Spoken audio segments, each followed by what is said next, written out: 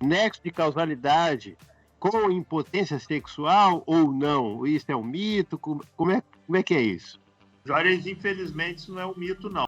Os tratamentos do câncer de próstata podem causar impotência sexual, tanto transitória quanto permanente, né? Mas antes disso, eu sempre digo para meus pacientes o seguinte: na vida da gente, tudo tem um preço. E eu não estou falando de dinheiro, não, tá, gente? Tudo tem um preço. Mas a Thaís, quando foi comprar essa blusa bonita dela, chegou na loja, falou, quanto custa? Aí, sei lá, quanto custa. Roupa de mulher tem caro, né? Mas vamos dizer lá, custa R$300. Thaís recebeu, estava com dinheiro, achou bonita, comprou, né? Mas aí se a Thaís tivesse entrado na mesma loja e a vendedora falasse, Thaís, essa blusa custa R$5.000. Você ia achar bonita, Thaís? Não ia, né? Não. Vai lá, outra nada de blusa feia, danada, credo, né? Então não ia vale. ser assim. Quando a gente está diante de um problema como é o câncer, a gente precisa perguntar quanto custa. E nessa situação, Juarez, não é dinheiro. É quanto custa uma cirurgia de câncer de próstata. Custa 20% de chance de impotência sexual. Custa 30% de chance de incontinência urinária. Enfim, é claro que esses números variam muito de estudo para estudo, de experiência para experiência. Mas, naturalmente, que os problemas e as toxicidades, elas acontecem. Mas o que eu vou ganhar em troca disso? Eu vou ganhar 80%, 90% de chance de me curar do câncer e ter uma vida absolutamente livre do câncer por mais 20, 30, 40, 50 anos. Então, vale a pena eu pagar esse risco? Quando vale, a gente diz sim e faz o tratamento. Quando não vale, a gente recua. E hoje o tratamento do câncer de próstata evoluiu muito, Juarez. Esses riscos têm ficado cada vez menores. Os tratamentos têm evoluído, né? O câncer de próstata ele pode ser tratado basicamente sob a ótica de cuidado em 3 cenários. O primeiro dos cenários, inclusive, é um cenário conservador, que a gente chama de observação ativa, ou em inglês, né, o Active Surveillance, que eu simplesmente encontro um tumor que é tão lento, tão devagar o crescimento, que eu posso me dar ao luxo de apenas observar e acompanhar. E quando ele mostra algum sinal de gravidade, aí sim eu faço o tratamento radical, que são a cirurgia ou a radioterapia. Então, cada um deles, cada caso, cada paciente tem um tipo de necessidade. Em cada caso, cada paciente tem um risco esperado. E aí a gente vai entender se vale a pena ou não fazer esse determinado tratamento. Até porque, eu não sei se todos vocês estão em casa, mas certamente hoje já saíram, já pegaram seus carros, foram trabalhar e agora estão de volta nessa live. Existe uma chance, né, que é muito pequena, de acontecer um problema com cada um de nós dentro do carro, por exemplo. Né? Todos nós aqui conhecemos alguém que já sofreu um acidente, já bateu de carro e algumas pessoas que inclusive morreram em acidente automobilístico. Mas nem por causa disso nós vamos deixar de andar de carro. Ou seja, nós entendemos que o preço que eu pago por andar no meu carro, o risco de vida, inclusive, que eu estou correndo, vale a pena para eu poder ter minha vida, o meu direito e o meu poder de ir e vir e chegar nos lugares que eu preciso. Não fosse assim, estaríamos todos nós aqui dentro de uma bolha. Então, cabe essa análise. Cada paciente tem que ter um tratamento personalizado específico para ele. Muito bem, é isso aí. Wellington, você faz favor de providenciar mais convidados especialistas para a live, tá? Posso só, ô Juarez, posso só pegar um gancho aí na sua pergunta e só pedir para ele dar a opinião dele sobre a nota técnica do câncer de próstata? Não sei se o assunto vai mudar agora, se vai continuar nesse tema. Pode sim, pode fazer essa pergunta aí, depois a gente vou fazer só mais uma pergunta e vou passar para o Hélio. Tá. Bruno, não sei se você, doutor Bruno, no final do ano passado, surgiu aquela nota técnica, né, do Ministério da Saúde, pelo não rastreamento do câncer de próstata na população masculina, né? A gente tinha aquele Novembro Azul que convocava, e aqui no SUS a gente fazia alguns exames de PSA, enfim. E agora, né, veio essa nota técnica. Você não acha que isso é um retrocesso? Porque, assim, continua com Outubro Rosa, né? Mas, assim, a população masculina, a gente já tem uma dificuldade de trazer eles até o SUS, né? Espontaneamente, para fazer esses exames. Então, assim, quando a gente não convoca, né, não faz isso ainda de uma forma a se abraçar e a convidar ele a que compareça até a unidade de saúde, você acha que isso não dificulta, não prejudica esse tipo de diagnóstico nessa população? Thaís, essa pergunta sua é excelente. Tá? Realmente a nota técnica saiu, inclusive ela saiu em novembro, se não me falha a memória, logo antes, ali no começo do Novembro Azul, se não me falha a memória. Né? E nós soltamos uma nota, tá, em referência a essa nota do Ministério da Saúde, em comunhão com a Sociedade Brasileira de Oncologia, a Sociedade Brasileira de Urologia, se não me engano a urologia assinou junto, e a radioterapia, que são todas as especialidades que tratam câncer, tá? As três sociedades, e nós dissemos a nossa visão, né? Que o rastreamento ele salva vidas. O rastreamento não é hipotético, nós temos comprovação científica disso robusta, tá certo? E o que o Ministério da Saúde está justificando é o custo-efetividade disso, o custo efetivo. Mas só hoje eu peguei no meu consultório, Thaís, 2 pacientes com câncer de mama pela manhã, que se não tivessem feito o rastreamento, certamente evoluiriam muito mal, provavelmente com risco de óbito elevado pelo não diagnóstico do câncer de próstata. Então, eu sou totalmente contra não fazer o diagnóstico. Como eu disse agora há pouco, tudo tem um custo. Qual que é o custo de se fazer um diagnóstico de câncer de próstata? Um PSA, que custa pouco mais de R$10, e um toque retal, que é indolor e dura menos de 5 segundos. Isso é um custo alto demais para salvar uma vida? Na visão do Dr. Bruno Rezende e das sociedades médicas, não é. Tá certo? Então, na minha avaliação, é um retrocesso, como você colocou, o não rastreamento, uma bandeira que nós levantamos há muitos anos, tentando quebrar tabus no Brasil, porque tem muita gente que acha que um toque retal vai deixar o homem menos homem, e isso é um absurdo, mas eu já vi o toque retal deixar famílias sem pais, famílias sem avô, sem filhos, porque levaram os seus entes queridos pela morte do câncer de próstata. Então, assim, de maneira alguma, eu entendo que a nota do Ministério da Saúde seja adequada, tanto que na minha vida médica, eu assumo aqui de público que eu não sigo isso. Eu pratico o rastreamento e acho que o rastreamento deve ser feito. O que deve ser considerado, e aí sim a gente tem que levar em consideração esse ponto específico do documento, é que essa decisão tem que ser dividida com o paciente. Então, não deve ser apenas na cabeça do médico. Tem que ser dividida com o paciente. Se o paciente escolher não fazer o rastreamento, mas sabendo dos riscos que ele está correndo, ok, a gente respeita isso, tá certo? Agora, você simplesmente se abster de passar a informação, aí não. Aí é o ato médico e eu posso, como médico, agir com a medicina de acordo com os princípios éticos e da minha consciência. Então, eu não vou parar de dizer para o meu paciente qual é o ganho que ele vai ter fazendo o diagnóstico precoce do câncer de próstata. Maravilha. É isso aí, Thaís. Obrigado, doutor Bruno. Vou fazer mais uma pergunta com relação à saúde. Já vou passar aí para o nosso apresentador, Wellington. O deputado, qual a importância dos agentes comunitários de saúde para o SUS? Nossa Senhora, é até difícil de falar em poucas palavras essa importância. O agente comunitário de saúde é simplesmente onde começa tudo, né? O agente comunitário de saúde é a linha de frente da saúde. O agente comunitário está dentro da casa das pessoas.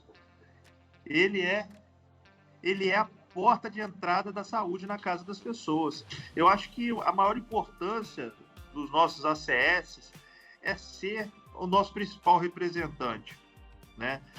O médico, ele não vai na casa de ninguém buscar a pessoa. O médico não tem como fazer o convívio quase que pessoal com aquelas famílias. Então, para mim, o Bruno Rezende, a principal importância do agente comunitário é ser o nosso representante na comunidade, sabe? E você pode ter certeza, quem desconsidera isso não sabe o que é saúde, né?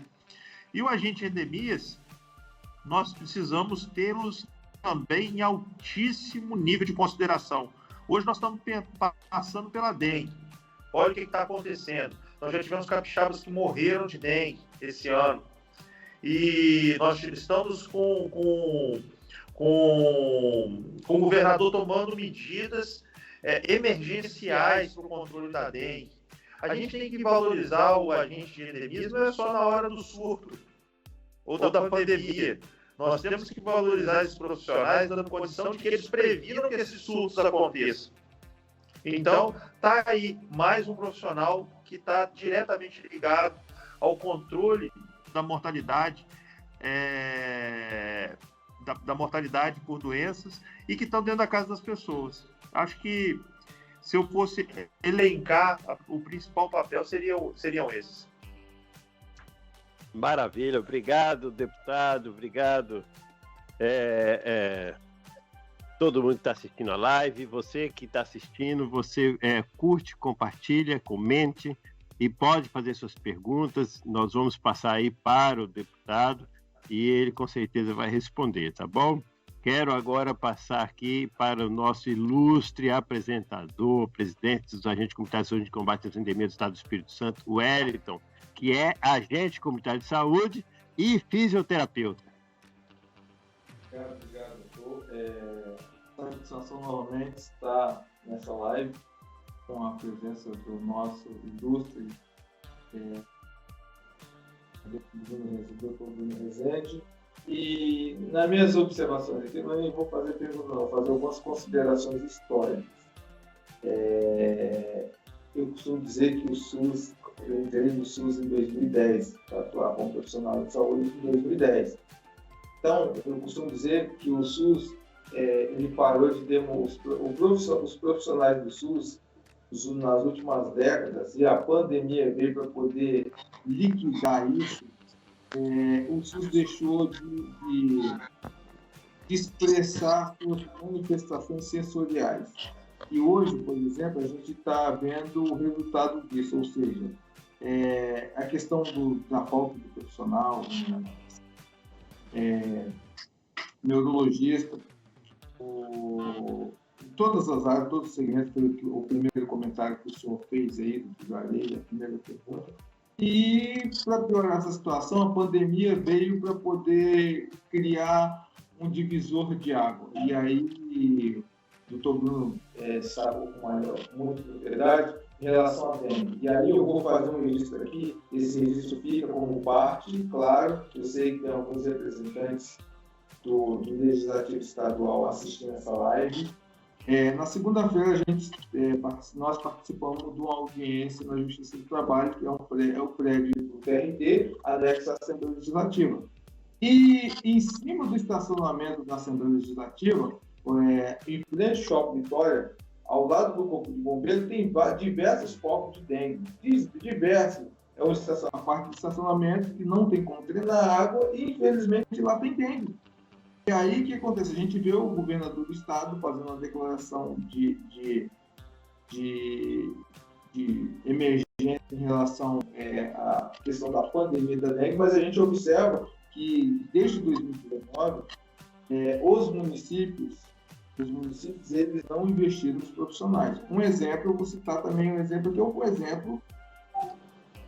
o descaso que está acontecendo no subestado, em algumas cidades. E aí, isso não vai longe, não. A gente pega também a gente avalia pela Grande Vitória. Então, assim, são questões das expressões sensoriais. Então, a partir do momento que o SUS os gestores deixam de se comprometer com as expressões sensoriais do Sistema Único de Saúde, infelizmente, a conta é essa. E aí, assim, a gente começa a observar um outro fator que acaba criando uma nuvem bastante maléfica para o Sistema Único, tanto para os profissionais quanto para o próprio usuário, é a pejorização do sistema.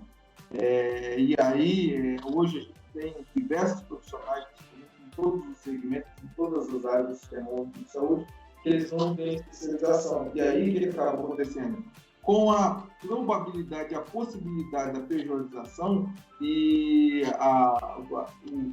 as ofertas vantajosas, acaba fazendo com que o profissional ele fique migrando de uma região para outra e automaticamente o sistema ele fica amplamente vulnerável.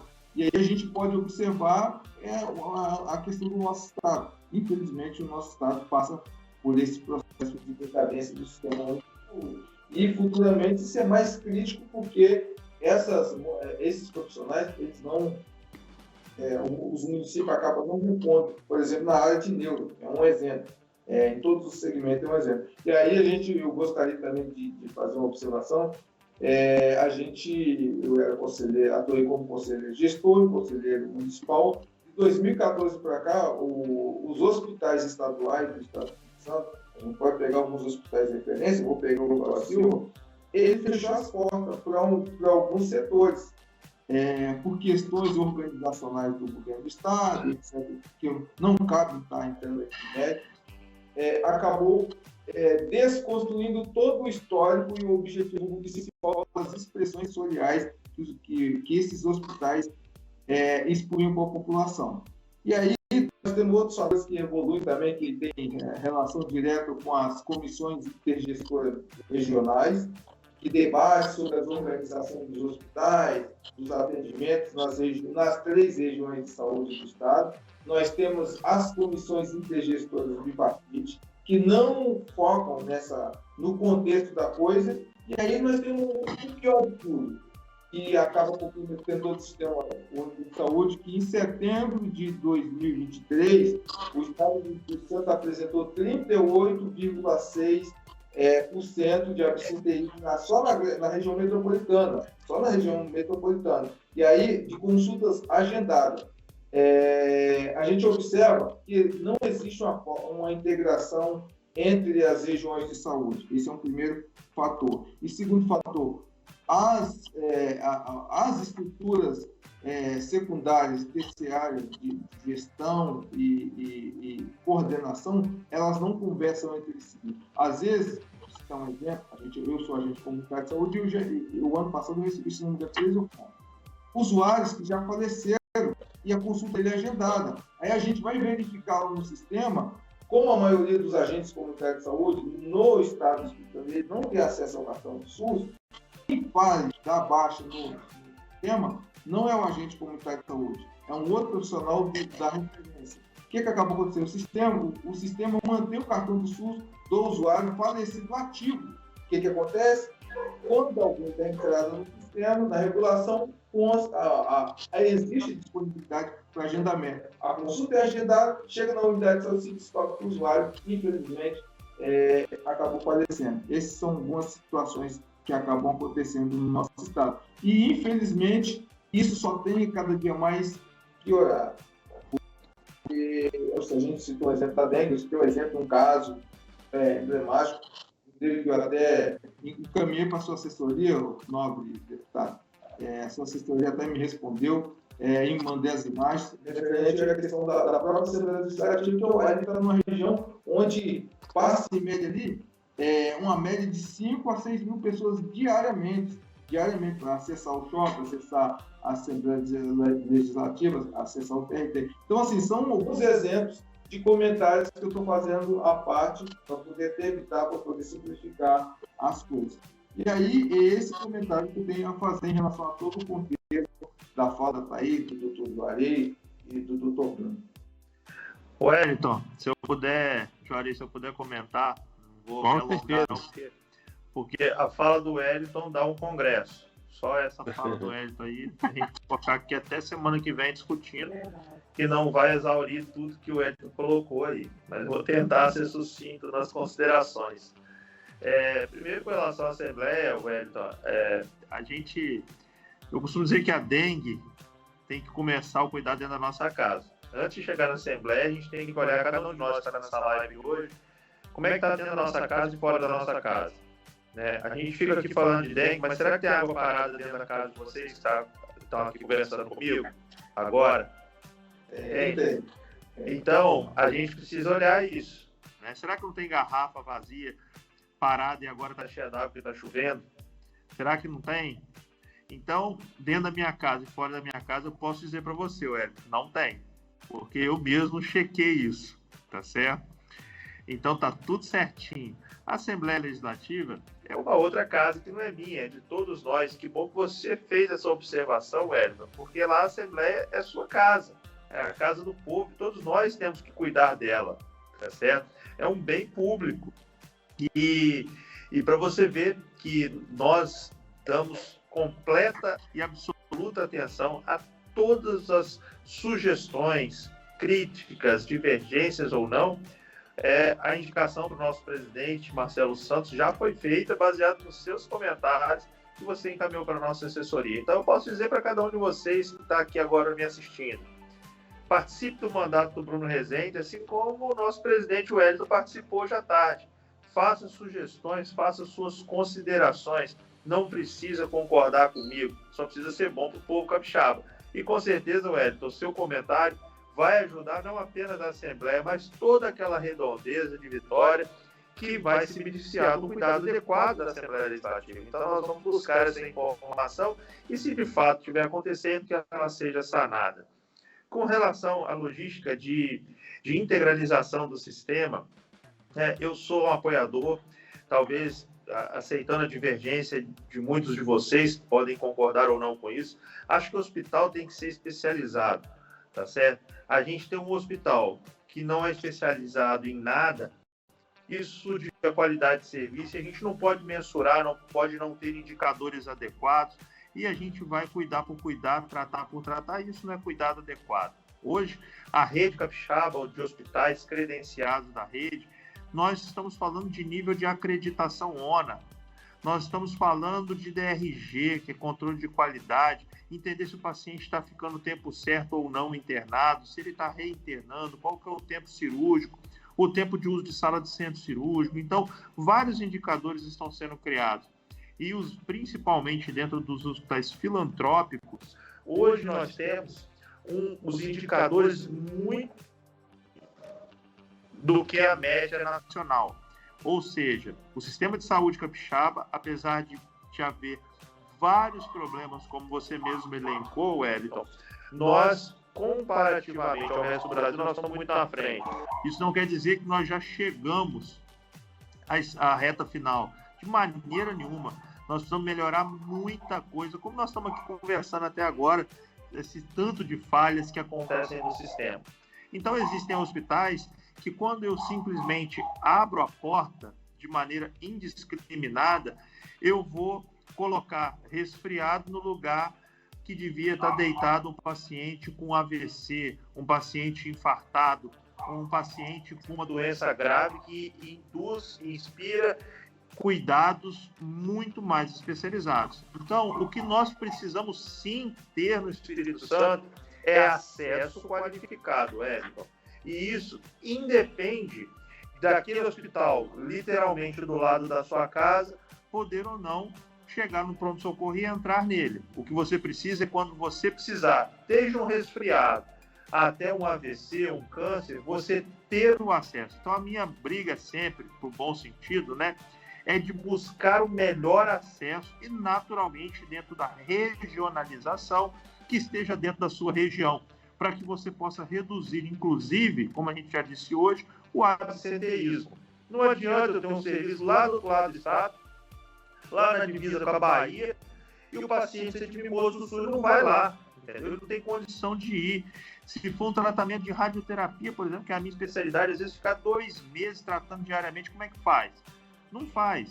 Então, a gente tem que ter, dentro da regionalização, condição de atender esse paciente em toda a linha de cuidado das doenças, seja na baixa, seja na média e seja na alta complexidade.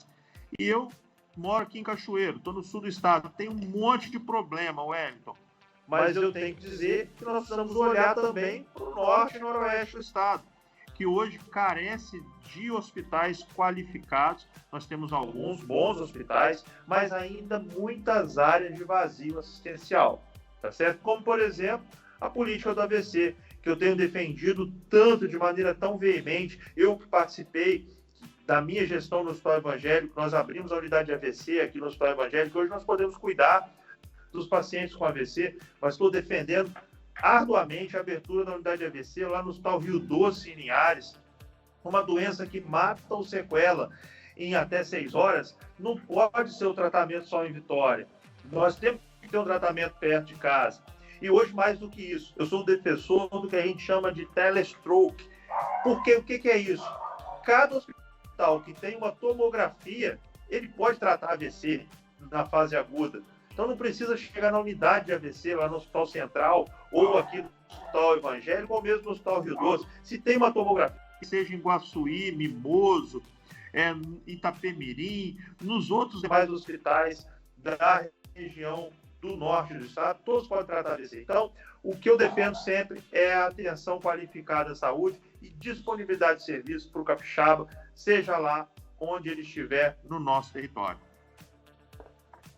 É isso aí, pessoal. Obrigado, deputado. Obrigado, Wellington. Vamos passar agora para o nosso segundo bloco, que é política, para a gente poder dinamizar a live e as pessoas também terem interesse para poder assistir a live, tá bom? Pode ser assim, Thaís? Pode ser assim, Bruno, Wellington? Bora. Então, tá.